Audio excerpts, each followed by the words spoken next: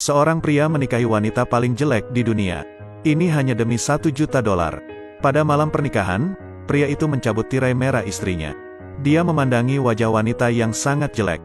Dia langsung tahu bahwa dia baru saja terinfeksi. Ini suatu jenis virus, jadi dia tidak ragu-ragu. Ia menggunakan kekuatan batinmu untuk menyembuhkannya. Namun ia tidak berdaya dan pingsan di tempat tidur. Tak disangka, saat bangun keesokan harinya, mempelai wanita sudah hilang. Dalam keputusasaan, pria tersebut turun ke bawah untuk mencarinya.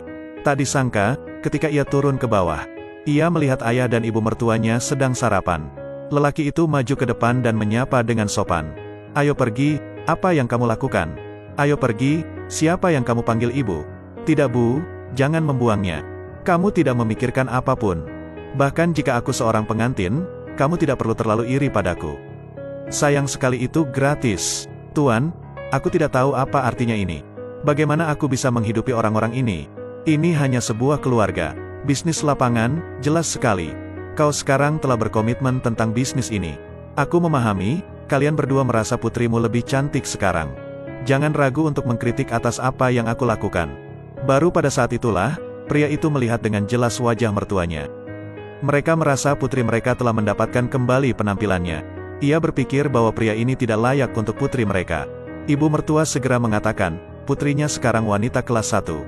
Setiap CEO memiliki saham puluhan jutaan dolar.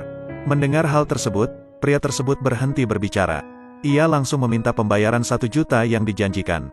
Ternyata sehari yang lalu, ayah mertua khawatir putrinya tidak akan bisa menikah. Jadi dia menemukan seorang pria yang sangat membutuhkan uang. Dia berjanji bahwa selama dia menikahi putrinya, ia akan menstabilkan posisinya di keluargahan. Dia akan memberinya 1 juta sebagai hadiah. Ia harus membantunya menyembuhkan putrinya yang menderita leukemia. Tidak ada pilihan selain menyetujuinya. Tanpa diduga, sekarang setelah ia menyembuhkan putri mereka, aku akan berbalik melawannya. Guru, apakah kau mendengar itu? Anak ini masih memikirkan tentang 1 juta. Ini 10.000 yuan dan 1 juta yuan. Jika kau mengambil yang besar, kau tidak bisa mengambil 10.000 yuan ini.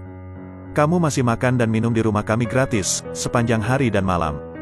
Setelah menunggu beberapa hari ini, kamu dan Xiao Sui tidak memiliki surat nikah kelas 1. Aku tidak ingin melihatmu di rumah ini lagi. Ngomong-ngomong, kamu harus jadi orang pintar. Apa yang kamu bicarakan? Tahukah kamu, apa yang harus dikatakan dan apa yang tidak boleh dikatakan? Menarik, menarik. Apa yang kamu bicarakan? Pria yang sudah menikah. Ingat apa yang kalian berdua katakan. Kalian berdua pasti akan kembali padaku. Ketika kamu kembali padaku, itu tidak akan menjadi 1 juta dolar. Setelah mengatakan ini, pria itu pergi dengan marah. Keluarga Han dan istrinya sangat bangga. Sedikit yang mereka tahu, mereka akan segera membayar harga atas perilaku bodoh mereka. Kemarin, aku hanya bekerja di luar rumah sementara. Tapi itu belum bercabang sempurna, tidak butuh waktu lama untuk kambuh lagi. Saat sang pria akan datang ke rumah sakit, tanpa diduga ia melihat mantan istrinya membujuk putrinya. Ini agar ia sukarela mendonorkan jantungnya. Melihat hal tersebut, pria tersebut buru-buru menarik mantan istrinya pergi. Ia lalu memperingatkannya, jika dia berani bertanya tentang hati putrinya, dia akan membayarnya dengan nyawanya. Saat keduanya sedang berdebat, ia datang dan mendesak pria tersebut. Ia harus membayar tagihan pengobatan. Keluarga pasien ini berhutang kepada rumah sakit sebesar 100.000 yuan. Ini untuk biaya pengobatan dan biaya rawat inap. Jika kau tidak dapat membayar lebih, kami hanya dapat berhutang budi padamu. Kumohon jangan mempersulitku. Ibu membantu ayah, ayah juga ingin mentraktirku. Diamlah, aku sudah bercerai dengan ayahmu. Jadi kamu bukan putriku lagi. Oh tidak, dari awal sampai akhir. Aku tidak pernah menganggapmu sebagai putriku. Berhati-hatilah, aku akan merobek mulutmu jika kamu berbicara omong kosong. Jangan menangis sayang, Su Fei. Jika kamu berani berbicara omong kosong lagi, berhati-hatilah. Li Yang, mengapa kamu begitu kejam? Kamu masih ingin mengalahkanku. Jika kamu memiliki kemampuan, pergi dan bayar biaya pengobatan. Saat ini, kau berhutang biaya pengobatan rumah sakit di kami. Total sudah ada 100.000 yuan. Pengobatan dokter ada di depan mata. Belum lagi 200 dan 1 juta. Tapi sekarang kita miskin sekali. Bisakah kita meminjam uang padamu lagi? Sangat sulit bagi kami untuk melakukan ini. Kami bukan badan amal. Kami tahu kau dalam kesulitan, jadi dia telah memberimu banyak uang. Jika kau menderita hutang dari keluarga Qisheng lagi, tidak ada cara untuk melakukan perawatan selanjutnya. Jika kau tidak melakukannya, kau hanya kehilangan uang untuk hutang beberapa hari. Putriku sakit, rawatlah sendiri. Li Yang, aku belum menjemputmu selama beberapa hari. Tapi kemampuan membualmu sudah meningkat pesat. Aku beritahu kamu, jika kamu tidak membayarnya hari ini, baik kamu maupun sampah ini, jangan berpikir untuk keluar dari pintu ini. Aku akan membayar biaya pengobatannya. Saat ini, pria itu baru saja menikah. Bagaimana menurutmu? Apakah kamu tuli?